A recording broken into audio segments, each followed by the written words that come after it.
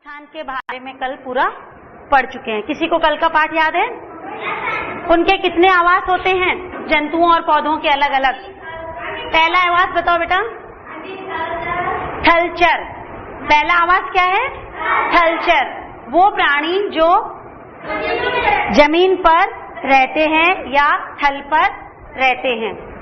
बेटा दूसरा बताओ, दूसरा कौन सा था? खड़े होके बताओ। दूसरा जलचर। इधर तस्वीर में देखो, जो इसके पीछे तस्वीर लगी है, यहाँ पे सारे के सारे जलचर हैं। सारी की सारी मछलियां तैर रही हैं कि नहीं?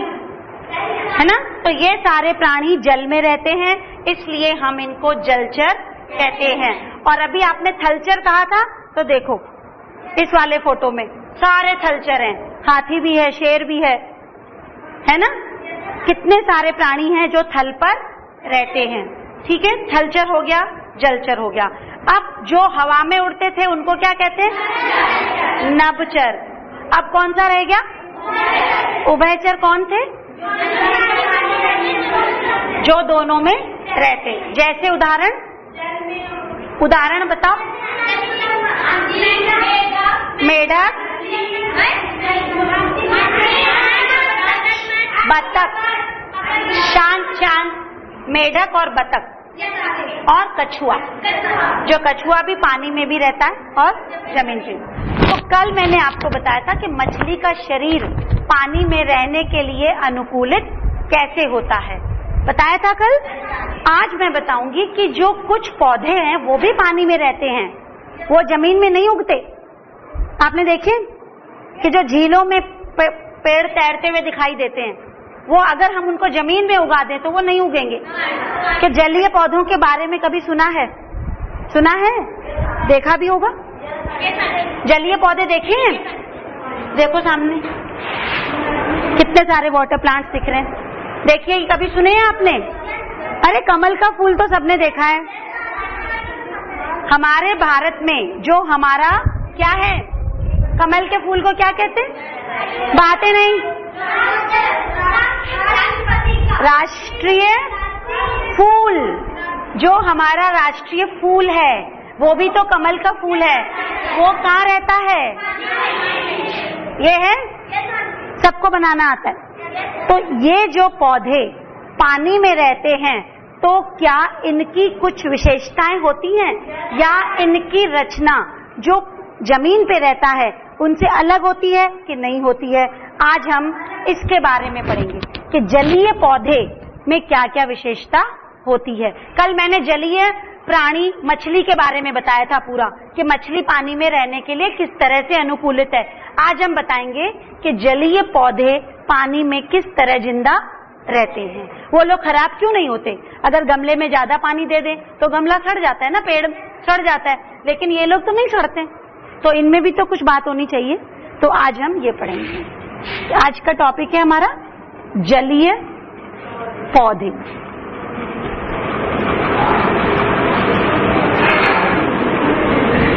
जलीय पौधों में सबसे पहले जो आप सब ने देखा है वो है कमल का फूल। क्या है ये? कमल का फूल जो है, ये आपने किस रंग का होता है? गुलाबी कलर का, या सफेद भी होते हैं और गुलाबी भी होते हैं। इनकी पत्तियां किसी ने ध्यान से देखी हैं? इसकी पत्तियां किसी ने ध्यान से देखी है? कमल के फूल की गोल होती हैं,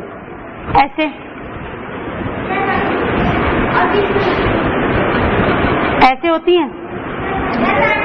कमल के फूल की पत्ती ऐसी होती है, ऐसी होती है। थोड़ी थोड़ी देखो, बीच में से थोड़ी सी यूं कटी होती है, ऐसे होती है ना? और कमल का फूल इसके ऊपर से यूं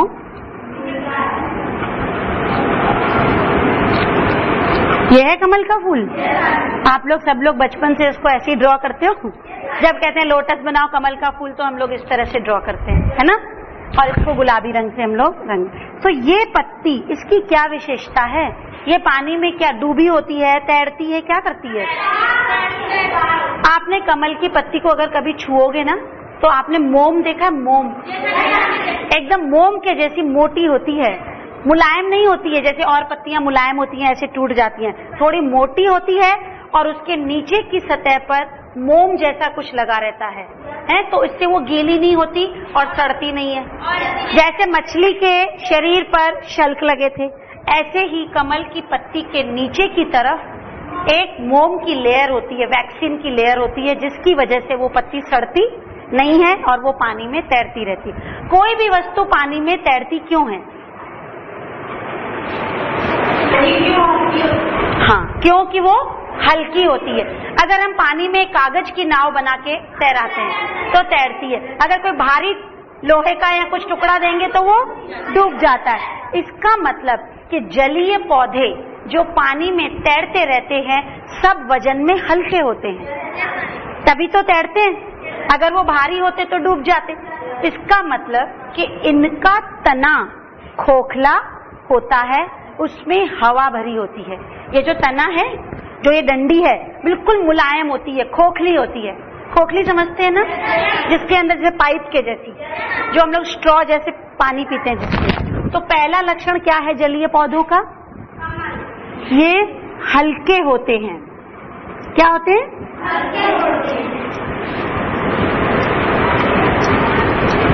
इनका तना खोखला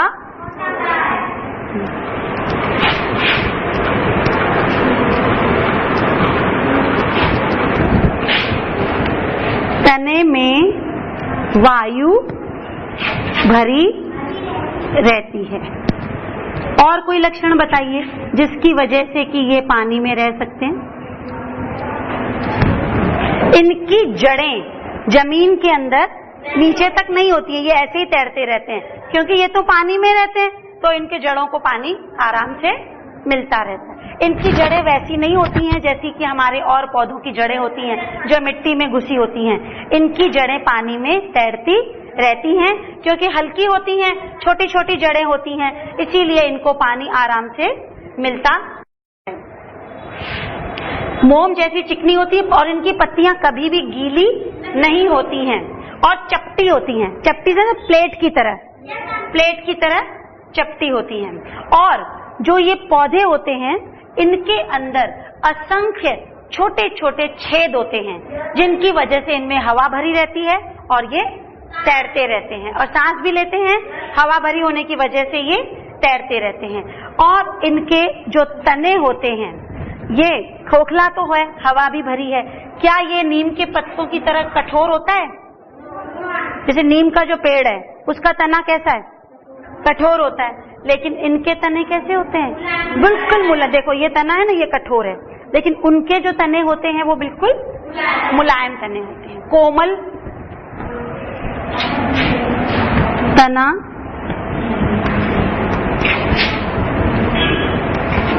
कोमल व मुलायम होता है।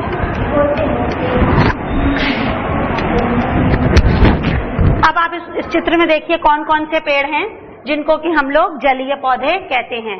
सबसे पहले है लोटस कमल। जलकुंभी का नाम सुना है? जलकुंभी ये है। Water lily. हाइड्रेला। हाइड्रेला एक प्लांट होता है, इसमें फूल नहीं होते हैं लेकिन सबसे हल्का पौधा होता है और जो पानी में तैरता रहता है।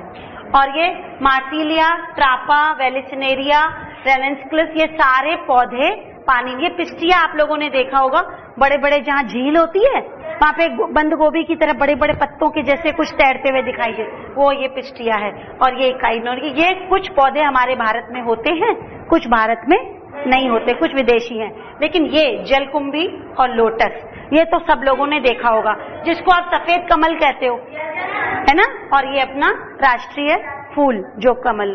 अब जलीय पौधों के बारे में सब हो गया। किसी को कोई प्रॉब्लम तो नहीं इससे? अच्छा, जलीय पौधों की जो पत्तियां होती हैं वो जल की सतह पर तैरती रहती हैं। जलीय पौधे हल्के होते हैं, उनके अंदर वायु कोष्ठ होता है, उसमें वायु भरी होती है जिसकी वजह से कि वो तैरते रहते हैं। इसके बाद हमारा जो जलीय है, जो जलचर वाला पार्ट है, वो आज खत्म हो गया। हमने आपको जल में रहने वाले प्राणियों के बारे में बता दिया और जल में रहने वाले पौधों के बारे में भी बता दिया। क्या आप लोगों ने कभी मरुस्थल का नाम सुना है? रेगिस्तान, राजस्थान नहीं सुना? भारत के नक्शे में राजस्थान देखा है? अच्छा, जयपुर सुना है? जयपुर क्या है? राजस्थान की राजधानी है। वहाँ का क्लाइमेट या वहाँ का वातावरण के बारे में किसी को कुछ पता है? एक बेटा खड़े होके बताओ, राजस्थान कैसा होता है? हम उसको मरुस्थल क्यों कहते हैं? हाँ, रेत होती है। मरुस्थल, मरुस्थल का मतलब ही होता है, मरु होती है मिट्टी, स्थल होती है जगह, जिस जगह पर केवल बालू ही बालू, बालू जानते हैं ना जो घर बनता है तो देखें, जो उड़ती रहती है। Sit down. मरुस्थल का मतलब होता है जहाँ रेत ज्यादा होती है और हम लोगों के जैसे उपजाऊ मिट्टी नहीं होती। तो हमारे भारत का रेगिस्तान कौन सा है? हमारे भारत के नक्शे में रेगिस्तान है कि नहीं है? उस रेगिस्तान का नाम है थार रेगिस्तान और वो राजस्थान में आता है। तो अब हमको आज ये पता करना है कि जो राजस्थान है वहां पर कैसे पेड़ उगते हैं। समझ, ये तो जल के बारे में पता चला, जल में कैसे पेड़ उगते हैं। राजस्थान का जो रेगिस्तान है जिसको मरुस्थल कहते हैं, केवल हमारे भारत में ही नहीं, पूरे विश्व में जहां पर भी मरुस्थल होता है वहां के पेड़ों की क्या विशेषताएं होती हैं, वहां के पेड़ कैसे होते हैं। ठीक है, मरुस्थल, मरुस्थल, मरु होता है मिट्टी, स्थल होता है जगह। मरुस्थल मिट्टी वाली जगह पर रहने वाले पौधे, मरुस्थल पर रहने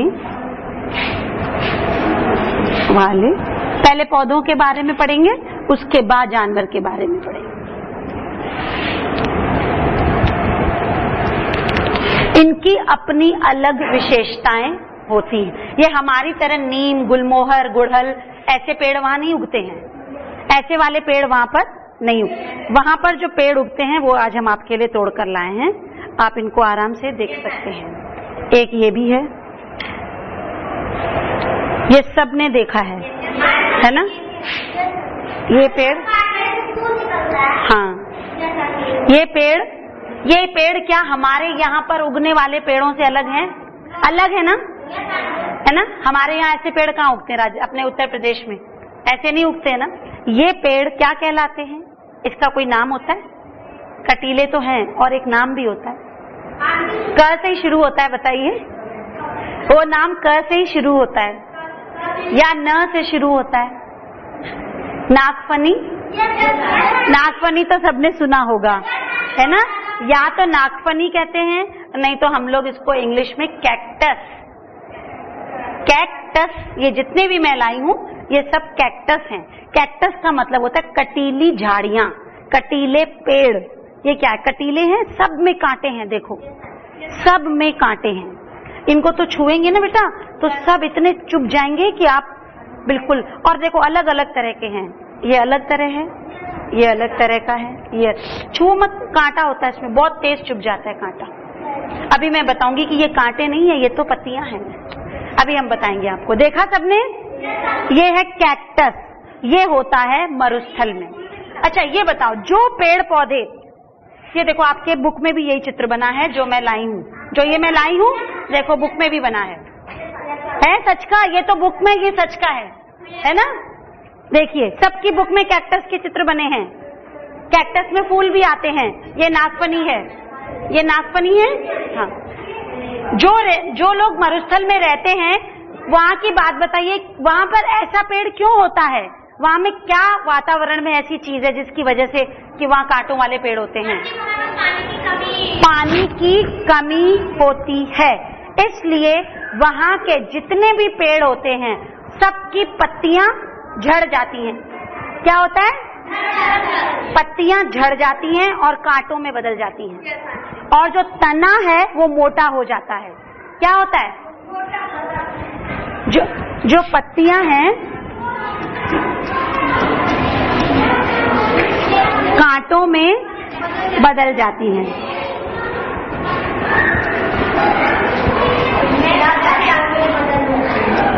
जो ये कांटे हैं ना, ये इनकी पत्तियां हैं जो कांटे बन गई हैं, क्योंकि इनको पानी नहीं मिलता वहां पे, तो ये लोग प्रकाश संश्लेषण नहीं कर सकती हैं ज्यादा, तो इसीलिए ये लोग झड़ जाते हैं, जिससे कि पानी ज्यादा नहीं मिल रहा है इसीलिए उनको, और कांटों में बदल जाती हैं। जो तना है वो हरा व मांसल हो जाता है, मोटा हो जाता है।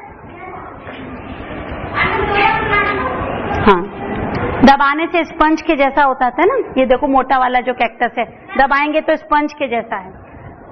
और ये जो तना है वो इनका प्रकाश संश्लेषण करता है, मतलब वो खाना बनाता है।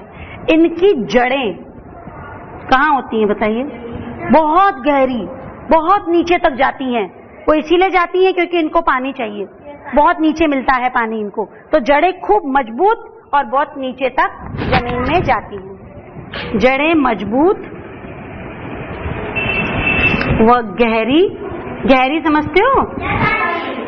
हाँ,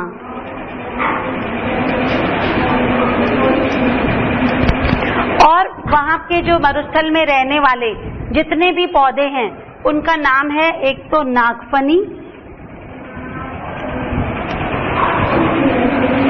और आप लोगों ने बबूल सुना है? बबूल भी वहां का ही है, कांटे हैं ना उसमें भी, तो पत्ते छोटे छोटे होते हैं, कांटे ज्यादा होते हैं, तो बबूल भी वहीं का पेड़ है।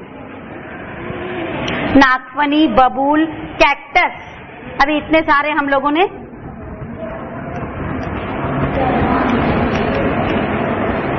कैक्टस पढ़े। ये सारे जो लक्षण हैं वो किस में पाए जाते हैं? नागफनी में या मरुस्थलीय पौधों में, राजस्थान में उगने वाले पेड़ पौधों में ये सारे लक्षण पाए जाते हैं कि पत्तियां कांटों में बदल जाती हैं, तना हरा व मांसल हो जाता है, जड़ें मजबूत व गहरी होती हैं। और उदाहरण है इसका नागफनी, बबूल, कैक्टस इत्यादि।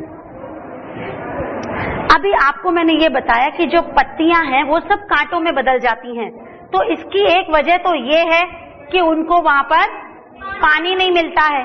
दूसरा, अगर उनको, आपको मालूम है कि जो जितना हम लोग एक दिन में पेड़ को पानी देते हैं, गमले को, तो दूसरे दिन वो पानी सारा खत्म हो जाता है, तो वो कहाँ चला जाता है? बातें नहीं, वो पानी कहाँ चला जाता है? जमीन में तो जाता ही है। पत्तियां भी तो उसको उड़ा देती हैं, वाष्पित हो जाती है ना, पत्तियों से लगातार पानी निकलता रहता है। अगर पत्तियां ही नहीं होंगी तो पानी नहीं उड़ेगा, इसीलिए वहां की पत्तियां कांटों में बदल जाती हैं। क्योंकि अगर पत्तियां होंगी तो वो सूख जाएंगी, क्योंकि पानी वो उड़ाती रहेंगी, तो उस पानी को, वाष्प को कम करने के लिए वो पत्तियां कांटों में बदल जाती हैं। पत्ती और ये तने हरे क्यों हो जाते हैं? ये जो इनका तना जो हरा और मांसल इसीलिए होता है क्योंकि इसको पत्तियों का काम करना है। पत्तियां तो झड़ गई, कांटे बन गए, तो अब पेड़ के लिए खाना कौन बनाएगा? प्रकाश संश्लेषण कौन करेगा? तना करेगा। इसीलिए इनके तने मोटे और हरे हो जाते हैं, जिससे कि ये लोग प्रकाश संश्लेषण कर सकें। अब आपने इसके बारे में तो पढ़ लिया। अब मुझे आप ये बताइए कि वहां की किसी जानवर का नाम जो मरुस्थल में रहता है? ऊंट। Very good answer. आप लोगों ने ऊंट देखा है? सबने देखा है ना? आज हम उसकी विशेषताएं पढ़ेंगे। जैसे हमने मछली की बताई थी, ऐसे ऊंट की विशेषताएं बताएंगे।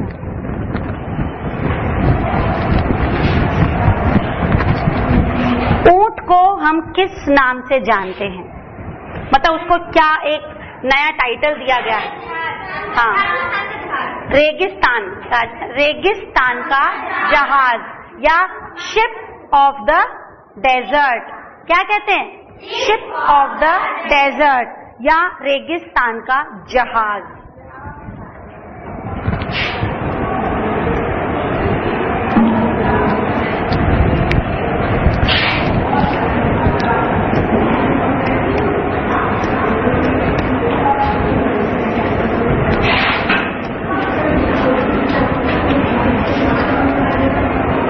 रेगिस्तान का जहाज। जहाज तो पानी में चलते हैं, तो फिर रेगिस्तान का जहाज कौन होगा? रेगिस्तान में तो पानी होता नहीं है, लेकिन फिर भी हम इसको रेगिस्तान का जहाज कहते हैं। अच्छा, अब ऊंट की कुछ विशेषताएं बताइए। हाँ, सब सबसे पहली, अच्छा रेगिस्तान है ना तो मतलब बालू है। क्या आप कभी नंगे पांव बालू में चले हैं? चले हैं ना? कभी कभी तो कोशिश की होगी, जो मकान बनते हैं उसमें हम लोग चलने की, तो कैसा महसूस होता है? एक बच्चा बताओ कैसा महसूस होता है? एक मिनट, अगर मैं बालू यहाँ बिछा दूं और आपको बोलूं खूब जोर से दौड़ लगाओ, क्या दौड़ेंगे हम? पैर हमारा अंदर घुस जाता है और हम लोग दौड़ नहीं पाते। ठीक है, अगर हम लोग बालू में दौड़ नहीं पाते तो ऊंट तो इतना बड़ा है, हम लोगों से इतना बड़ा ऊंट, एक इसको कमरे में ले आए तो पूरा कमरा भर जाएगा, इतना बड़ा ऊंट होता है, तो वो कैसे दौड़ लेता है? एक मिनट, उसके पैर चौड़े होते हैं, चौड़े एकदम फैले हुए और गद्दीदार होते हैं, स्पंज। जब वो उसमें पांव रखता है तो वो अंदर नहीं घुसते, इसीलिए वो खूब तेज दौड़ लेता है। उसके चाहे ऊपर कितना भी सामान लाद दो, चाहे कितने भी लोग बैठ जाएंगे, तो भी वो खूब तेज दौड़ेगा। तो पहला लक्षण ऊंट का क्या है? पैर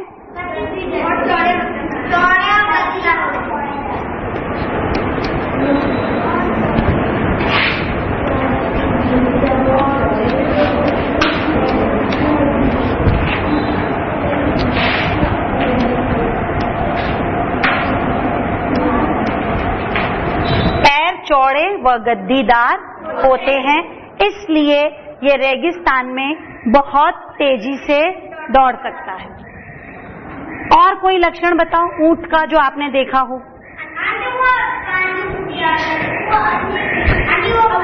इसके पीठ पर क्या होता है? पीठ पर कुबड़ होता है। इस कुबड़ की वजह से क्या है? ये कुबड़ हमारे क्यों नहीं है? हम लोगों के कुबड़ क्यों नहीं है? एक मिनट यहाँ बेटा, एक मिनट देखो, जैसे ये ऊंट की पीठ है तो ये ऐसी नहीं होती है, ऐसे उठी हुई। बैठ जाओ बेटा। हम लोगों की पीठ तो सीधी है और सारे जानवरों की पीठ भी सीधी है, लेकिन ऊंट की पीठ पर ऐसे कुछ बना होता है। ये क्या होता है? इसको क्या कहते हैं? और इंग्लिश में हम। ये जो कुबड़ होता है ना, इसमें ये क्या करता है? 8 दिन खाना नहीं खाता ये, मतलब एक साथ खा लेता है 8 दिन का खाना। तो जो खाना ज्यादा खा लेता है तो उसकी जो फैट्स बनती हैं, वसा बनता है, उसको ये इसमें स्टोर कर लेता है, इसमें छुपा के रख देता है, फिर 8 दिन तक बिना खाए चलता रहता है। इसीलिए तो इसको रेगिस्तान का जहाज कहते हैं। जैसे खाना खाने के लिए इसके पास, मतलब खाने को जमा करके रखने के लिए, स्टोर करने के लिए कुबड़ है, ऐसे ही इसके पेट के अंदर पानी की बड़ी बड़ी थैलियां होती हैं। और आपने देखा होगा इसकी गर्दन भी बहुत ऊंची होती है ना? तो ये ऊंची गर्दन की वजह से दूर दूर तक आसानी से देख लेता है। और खूब सारा पानी, मालूम है कितना पानी? 200 लीटर। कितना? 200 लीटर पानी एक बार में पी जाता है। कितना? एक टंकी स्टील की भर के रखेंगे बड़ी वाली, पूरी पी जाएगा एक ही बार में, और फिर 5-6 दिनों तक पानी नहीं पिएगा, क्योंकि ये चलता ही रहेगा, इसको पानी कहीं मिलेगा नहीं, वहां न कुएं हैं न नदियां हैं, मतलब राजस्थान रेगिस्तान में। इसीलिए इसके शरीर में कुबड़ होता है। इस कुबड़ में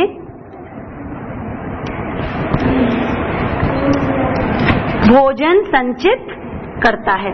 क्या करता है? खाना उसको संचित करके, जमा करके रखता है। और भोजन संचित करता है, और क्या करता है? पानी की थैलियों में पानी भर रहता है। इसके शरीर में पानी की थैलियां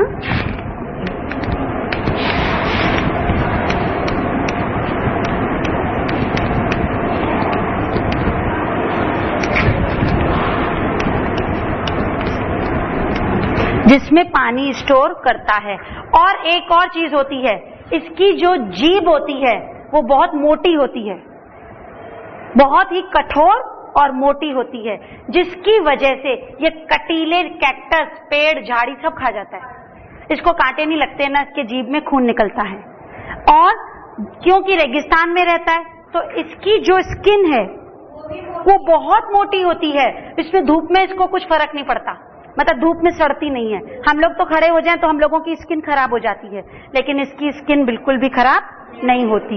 इसलिए हम इसको, क्योंकि ये इतने सारे काम करता है रेगिस्तान में, बिना पानी पिए 8 दिन रह लेता है, बिना खाना किए 8 दिन रह लेता है, रेगिस्तान में दौड़ भी लेता है, तो ये हमारे लिए बहुत उपयोगी है, इसीलिए हम इसको रेगिस्तान का जहाज भी कहते हैं। अब आज आपका होमवर्क ये है कि सारे बच्चे कल मुझे ऊंट की तस्वीर या ऊंट का चित्र बनाकर बड़ा सा चार्ट पर लेकर आएंगे। जिसके पास भी अगर सफेद कागज ले लेना और उस पे बना के आना। ऊंट के पैर दिखाना, कुबड़ दिखाना, और जो जो विशेषताएं मैंने बताई हैं वो सब बनाएंगे। ऊंट का चित्र आपके पास इसमें बना है, अगर आप चाहें तो इसमें से देखकर भी बना सकते हैं। अगर किसी किताब में आपको फोटो मिल जाती है बड़ी तो उसको काट के भी लगा सकते हैं पुरानी से। सब लोग लाएंगे कल और मुझे दिखाएंगे ऊंट की, ठीक है? और ऊंट के बारे में जो और कोई जानकारी है तो वो भी पढ़कर आएंगे, ठीक है?